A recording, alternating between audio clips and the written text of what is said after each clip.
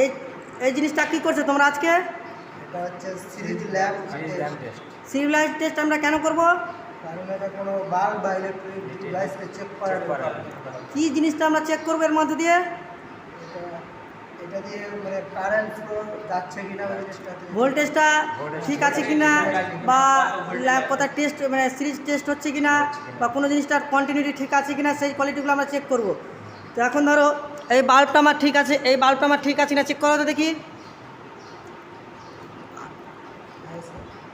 এটা বাল্ব আমার ঠিক আছে, তাহলে একটা কাটা বাল্ব দিয়ে রাখো, একটা কাটা বাল্ব নাও, এখন একটা কাটা বাল্ব খোলো, কাটা বাল্ব নাও।